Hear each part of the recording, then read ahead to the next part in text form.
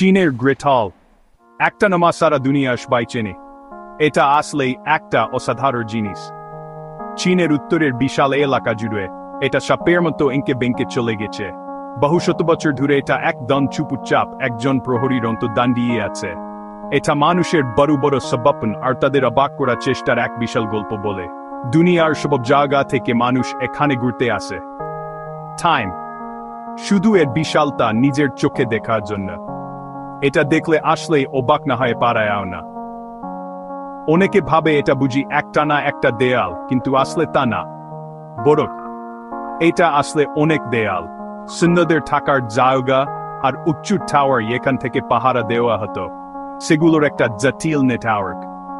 এগুলো তৈরি করতে অনেক অনেক বছর সময় লেগেছে। এর মোট দৈর্ঘ্য শুনলে মাথা ঘুরে আয়। এটা হাজার হাজার কিলোমিটার লম্বা। মানুষের তৈরি করা সবচেয়ে বড় জিনিসগুলোর মধ্যে এটা একটা।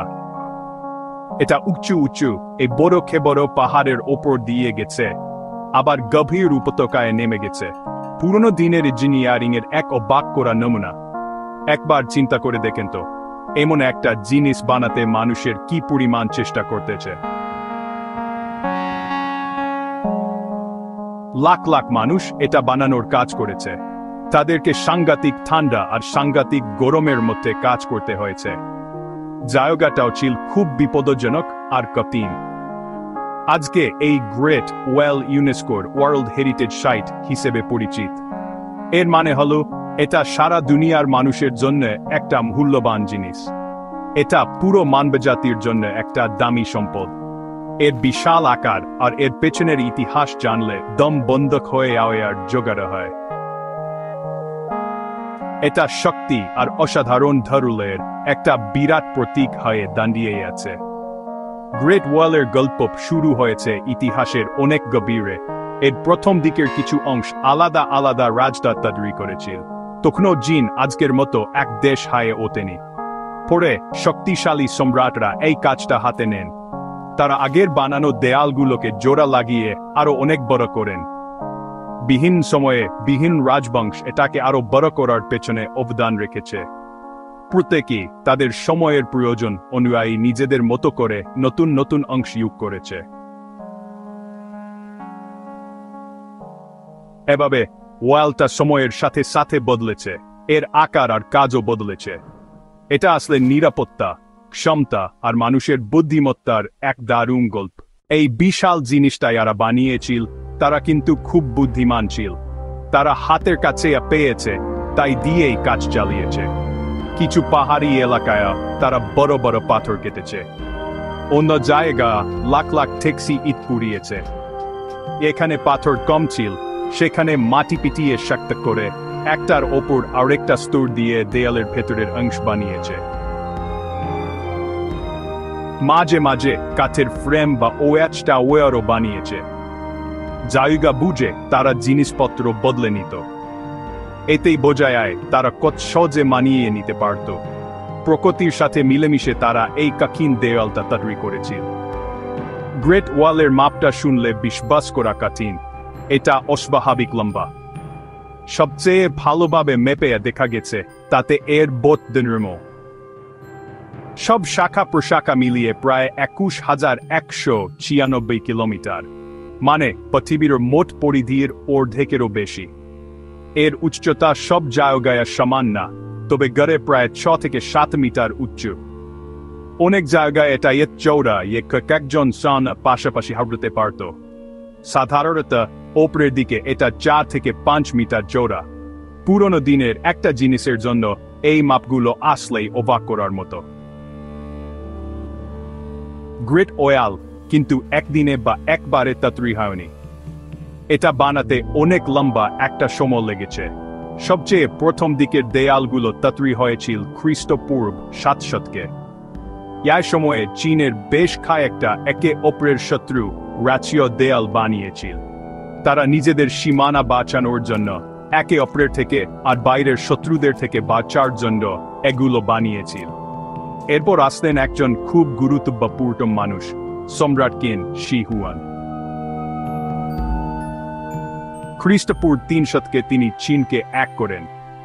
এরপর তিনি আগের বানানো দেয়ালগুলোকে জোড়া লাগিয়ে আরো বড় করার আদেশ দেন। এটা ছিল একটা বিশাল কাজ, আর এভাবেই আজকের ওয়ালের ভিত্তি তৈরি হয়েছিল। সম্রাট কিন শি হুয়াং এর পর অন্য রাজবংশগুলো এই বিশাল কাজটা চালিয়ে গেছে। যেমন হান রাজবংশ ওয়ালটাকে পশ্চিম দিকে অনেকখানি বাড়িয়েছিল। এটা করা হয়েছিল দামি সিল্ক রোডের ব্যবসার পথগুলোকে বাঁচানোর জন্য। সুই রাজবংশ এটাকে বড় করতে সাহায্য করেছে। তবে আজকে আমরা সবচেয়ে পরিচিত আর ভালো অবস্থায় থাকা অংশগুলো দেখি, তার বেশিরভাগই তৈরি হয়েছিল মিং রাজবংশের সময়ে। তারা 4 থেকে 17 শতক পর্যন্ত বিশাল আকারে এটা বানানোর কাজ করেছিল। তারা বেশি করে পাথর আর ইট ব্যবহার করেছিল, যার ফলে দেয়ালগুলো আরো শক্ত আর জাকালো হয়েছিল। আসলে গ্রেট ওয়াল অনেক বছর ধরে একটু একটু করে বড় হয়েছে। এত বড় আর এত খরচের একটা দেয়াল বানানোর প্রধান কারণ ছিল নিজেদের বাঁচানো, মানে ডিফেন্স। কয়েকশো বছর ধরে চীনের সম্রাটদের অনেক বড় বড় বিপদের মুখে পড়তে হয়েছে। এই বিপদগুলো আসতো উত্তরের ইয়াবর জাতিগুলোর কাছ থেকে। এমন কিন আর হান রাজবংশের সময় শিয়ংনু নামের একটা দল সবচেয়ে চিন্তার কারণ ছিল। পরে খিতান, জুচেন আর সবচেয়ে পরিচিত দল সম্ভবত মঙ্গলরা, এরাও খুব চীন প্রতিপক্ষ ছিল। এই দক্ষিণ সোয়াররা প্রায় চীনের বস্তি এলাকাগুলোতে হত্যাকাণ্ড করে হামলা চালাতো। গ্রেট হহালকে হাবায়েছিল একটা শক্ত চালের মতো। এটা বানানো হয়েছিল এই হামলাগুলো ঠেকানোর জন্য আর চাষাবাদের মূল এলাকাগুলোকে বাঁচানোর জন্য। সম্রাট চীন শিওয়ান এই ইয়ালের প্রথম দিকের বড় আকারের কাজের পেছন খুব গুরুত্বপূর্ণ ভূমিকা রেখেছিলেন। চীনকে এক করার পর তিনি একটানা প্রতিরক্ষা ব্যবস্থার স্বপ্ন দেখেছিলেন। তিনি তার নতুন সাম্রাজ্যের উত্তর সীমান্তকে নিরাপদ করতে চেয়েছিলেন। তিনি বিশাল এক শ্রমিক বাহিনী জোগাড় করেছিলেন, যাদের মধ্যে সৈন্য আর খয়েদিরাও ছিল। এই শ্রমিকদের অবস্থা ছিল সাংঘাতিক খারাপ। ক্লান্তিতে, অসুখে বা দুর্ঘটনায় অনেকেই মারা গিয়েছিল। এটা বানানো ছিল একটা খুব কষ্টের আর বিপজ্জনক কাজ, কিন্তু সম্রাট তার সিদ্ধান্তে একদম অটল ছিলেন। তিনি এমন একটা দেওয়াল বানাতে চেয়েছিলেন যা তার রাজ্যকে চেনাবে আর বাঁচাবে।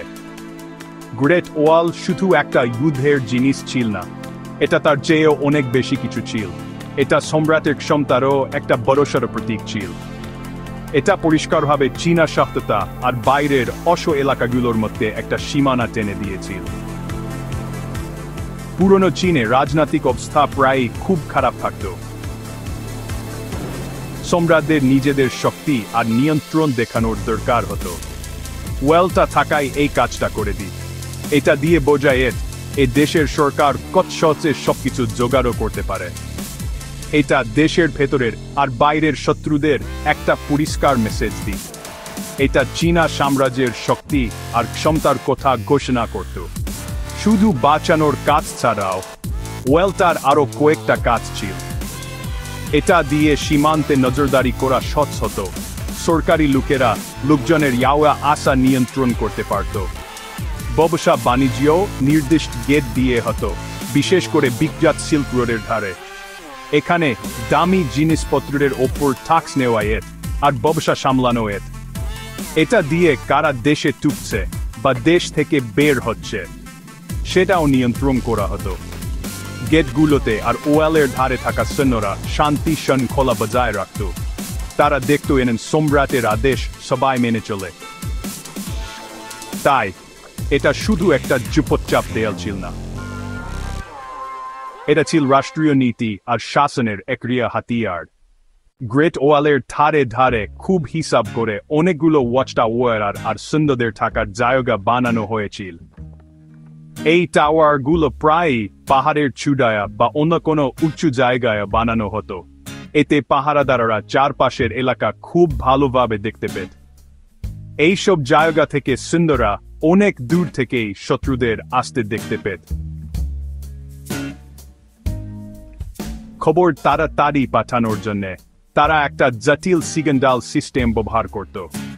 দিনের বেলায় নেকটের মল পুড়িয়ে থয়ার সিগন্যাল দেওয়া হতো। আর রাতের বেলায় আগুন জ্বালানো হতো। এভাবে সাবধান বাণী আর খবর কয়েক ঘন্টার মধ্যেই শত শত কিলোমিটার দূরে পৌঁছে। সৈন্যদের দলগুলোকে তাড়াতাড়ি সাবধান করে দেওয়ায়েত আর পাঠানোয়েত। বানানোর পর এতগুলো বছর পেরিয়ে গেছে, তাই গ্রেট ওয়ালের কিছু অংশ প্রকৃতির কারণে আর মানুষের কাজের জন্য নষ্ট হয়ে গেছে। অবিরাম রোদ, বৃষ্টি, বাতাস আর অতিরিক্ত গরম বা ঠান্ডায় পুরনো পাথর আর মাটির কাজ ক্ষয়ে হয়ে গেছে। কিছু এলাকায় সেখানকার লোকেরা ওয়াল থেকে জিনিসপত্র নিয়ে গেছে। তারা সেগুলো দিয়ে নিজেদের বাড়ি বা চাষের জিনিস বানিয়েছে। এর ফলে কিছু অংশ এখন প্রায় ধ্বংস হয়ে গেছে, কিছু অংশ তো একেবারেই হারিয়ে গেছে। এত বড় একটা জিনিসকে টিকিয়ে রাখাটা একটা বিরাট আর সব সময়ের জন্য চ্যালেঞ্জ। সময় আর প্রকৃতি এর ওপর তাদের ছাপ ঠিকই রেখে গেছে। আজকে এই ওয়ালের বিশাল ঐতিহাসিক আর সাংস্কৃতিক গুরুত্বের ব্যাপারে মানুষ আরো বেশি সচেতন হচ্ছে। চীনে এই অসাধারণ জিনিসটাকে বাঁচানো আর রক্ষা করার জন্য বেশ ভালো চেষ্টা চলছে। যেসব অংশ ভেঙে পড়েছে সেগুলোকে ঠিক করার জন্য কনজারভেশন প্রজেক্ট হচ্ছে। আরও যাতে নষ্ট না হয় সেই চেষ্টাও করা হচ্ছে। ট্যুরিজম তো অবশ্যই খুব দরকারি, এর মাধ্যমে সারা দুনিয়ার মানুষ এর বিশালতা দেখতে আসে, কিন্তু এটাকে খুব সাবধানে সামলাতে হবে। লক্ষ্যটা হলো একদিকে এমন মানুষজন দেখতে আসবে, তেমনি অন্যদিকে এটাকে অনেক দিন ধরে বাঁচিয়ে রাখা যায়। এই দুটোর মধ্যে একটা ব্যালেন্স করা। এই পুরনো আশ্চর্যদের দিকে আমাদের সবসময় খেয়াল রাখতে হবে আর সম্মান করতে হবে, যাতে পরের প্রজন্ম এটা দেখতে পায়।